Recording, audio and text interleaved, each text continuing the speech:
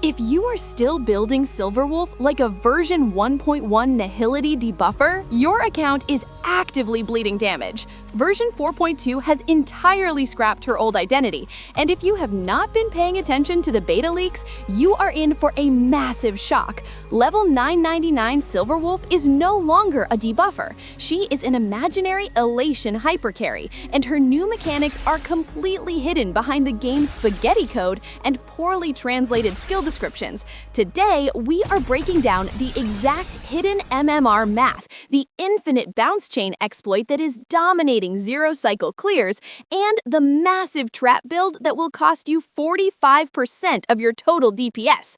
Let us get straight into the hard data, because there is a lot of misinformation spreading around right now. To actually break the game with version 4.2 Silverwolf, you have to completely rewire how you think about her kit. You need to understand the two core resources driving her entire damage profile, which are Punchline and Hidden Matchmaking Rating, or MMR. Punchline is a team-shared stack that directly scales your elation damage. The higher your Punchline stacks go, the exponentially higher your multipliers get on every single elation damage instance your team outputs. Then you have Hidden MMR. You gain Hidden MMR at a strict 1-to-1 ratio from your Punchline generation. On top of that, you start the fight with a flat 20 points of MMR for free, just from unlocking her Hidden Stage Completionist trace. And you can generate even more points whenever you trigger an aha instant. So how do you use this MMR? Her ultimate, God Mode On, only costs 60 energy on paper, which sounds insanely cheap, but it actually requires 80 hidden MMR to activate. When you trigger this ultimate, Silverwolf enters her invincible player state. This state is absolutely broken. It grants her total crowd control immunity, a 100% action advance, and it deploys a unique zone on the field.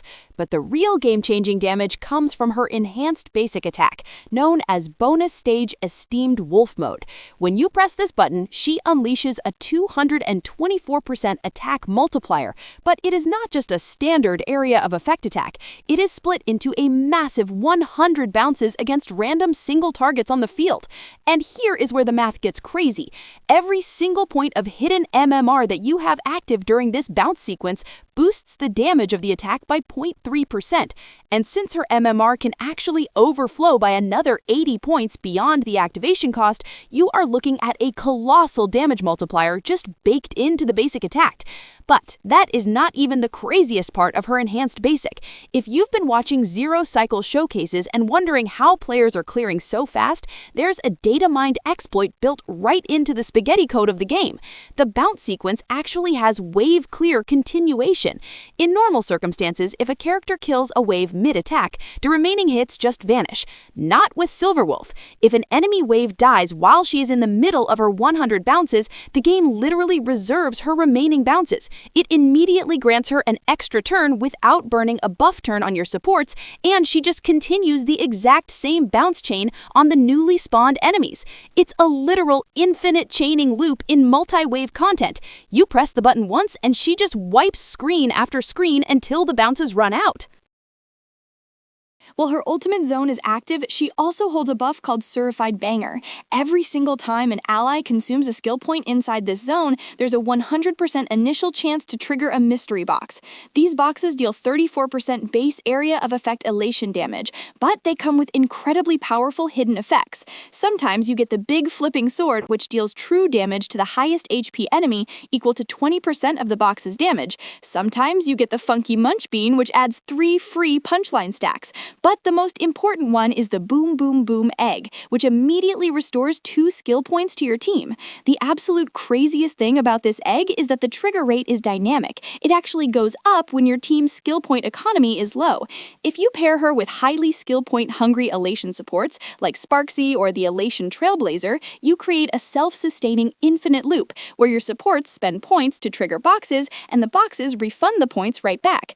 Now that you understand how her damage actually works, we need to talk about the biggest trap that casual players are falling into right now. There is a massive misconception spreading through the community, and you need to stop doing this immediately. Do not build effect hit rate on version 4.2 Silverwolf. Because her version 1.1 kit relied so heavily on hitting that 96% effect hit rate threshold to guarantee her weakness implant, players are just instinctually giving her effect hit rate body pieces and chasing effect hit rate substats. The internal data strictly forbids this. The level 999 kit has absolutely zero effect hit rate scaling, none. All of her damage is direct imaginary and elation damage. Furthermore, her Eidolon 2 weakness implant is absolute, meaning it ignores enemy effect resistance checks entirely. Effect hit rate is a completely dead stat on her now. If you run an effect hit rate focused build and you sacrifice speed and crit substats to get there, you are destroying your damage output. The simulations show that by building effect hit rate, you lose an average of 3 actions per cycle. Fewer actions means fewer enhanced basics, which translates directly to a 28% total DPS loss right out of the gate.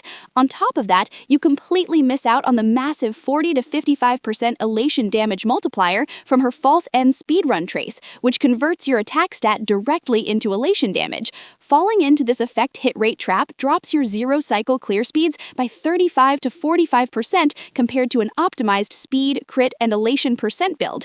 If you do not have heavy crit rate investment, her talent, which converts your excess MRR into crit damage, never effectively activates, and your mystery boxes will barely trigger because you lack the correct team synergy. Build her with speed and crit, ignore effect hit rate completely, and watch your damage numbers skyrocket.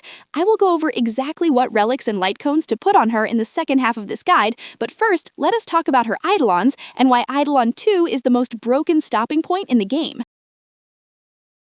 If you are pulling for Eidolons, you need to understand that Eidolon 2 fundamentally breaks the damage ceiling of this game.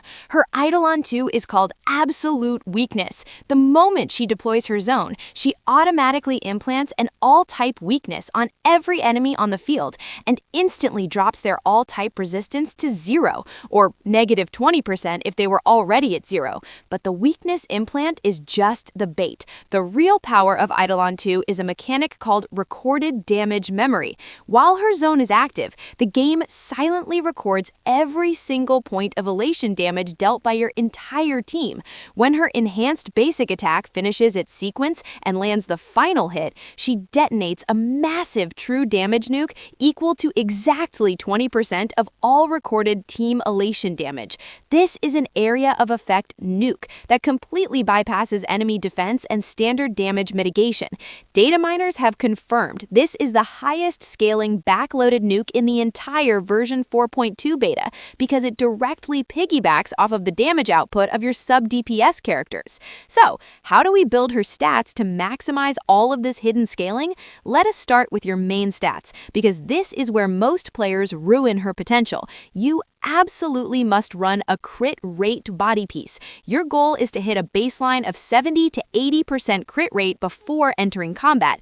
Why? Because her talent converts her Hidden MMR into extra crit rate until you cap at 100%. Once you hit that 100% cap, any excess MMR automatically converts into crit damage at a rate of 0.6% to 1% per point. If your base crit rate is too low, her MMR is wasted just trying to fix your bad stats instead of inflating your crit damage into the stratosphere. For your boots, speed is non-negotiable. You need a bare minimum of 160 speed to guarantee she gets her 3 enhanced basics and ultimate off in the first cycle. If you're aiming for true zero cycle perfection, you want to push for 200 speed. With her base speed of 110, speed boots, and about 16 speed from substats, hitting 200 is actually very reachable, especially if you have her signature light cone, which effectively adds around 18 speed through its elation conversion mechanics. When it comes to your sphere and rope, the new meta completely flips the script. Post version 3 of the beta, you actually want to run HP percent or defense percent main stats on these pieces. I know that sounds insane for a hyper-carry, but listen to the math. Her false end speedrun trace grants her 5% elation damage for every 100 attacks she has over over 2,000, capping out at a massive 120% damage bonus. You only need about 3,600 total battle attack to max this out, which you can easily reach through flat attack substats, team buffs, and her light cone. Once you hit that cap, stacking more attack gives you severe diminishing returns. Running defensive main stats on your spear and rope keeps her alive while your elation damage multiplier does all the heavy lifting. For her relics, the undisputed best in slot is the 4-piece ever-glorious magical girl set paired with the Punk Lord's Stage 0 Planar Ornaments. The 2-piece gives you 16% crit damage, but the 4-piece is what makes it broken. It allows her elation damage to ignore 10% of enemy defense, plus an additional 1% defense ignore for every 5 punchline stacks your team has. At 10 stacks, you are ignoring 20% defense for free. The Punk Lord Stage 0 planers give her another 8% elation damage and up to 32% extra crit damage, because she instantly hits the elation thresholds required via her traces. If you try to run generic free-to-play sets like Izumo Gensei or mixed speed pieces, you are looking at an 18 to 25% total damage loss simply because you miss out on the punchline scale defense ignore. Let us look at her light cones. Her brand new 5-star signature, Welcome to Cosmic City Sure Win, is in a tier of its own. It gives her a massive 64% attack boost, which makes maxing out her trace effortless, and grants a buff called Superpower. This buff lasts 3 turns, allows her elation damage to ignore an extra 18% defense, and critically, it generates 2 punchline stacks every time she uses a basic attack. It is roughly a 30% team DPS increase over any 4-star option. If you are free to play, the new Battle Pass 4-star elation light cone is your next best bet, retaining about 85% of her signature's power. Alternatively, if you have an old sword play at Superimposition 5, it actually works incredibly well because her 100 bounce sequence instantly maxes out the damage stacks. Finally, let us lock in the optimal 0-cycle rotation and team synergies. Before the fight starts, use her funky flavor bean technique. This costs 0 technique points and guarantees 1 mystery box trigger right at the start of the wave. When combat starts, she instantly gets 20 MMR. Your first turn should always be her skill, Shoot Stats Pop Off. This generates 5 punchline stacks and builds your MMR. You then hold until she hits 80 MMR and pop her ultimate to enter God mode. From there, you just chain her enhanced basic attack 3 times in a row, watching the 100 bounce sequence shred the screen while mystery boxes explode in the background. Because her enhanced basic consumes 0 skill points and her mystery boxes refund skill points, she is entirely skill point positive in an optimized setup. You want to surround her with the most skill point hungry elation characters in the game. Sparksy, Yaguang, and the Elation Trailblazer are her ultimate teammates. They burn skill points to deal massive follow-up attacks, which triggers Silverwolf's zone to drop more mystery boxes, which refunds the skill points back to the team. It is an endless engine of destruction.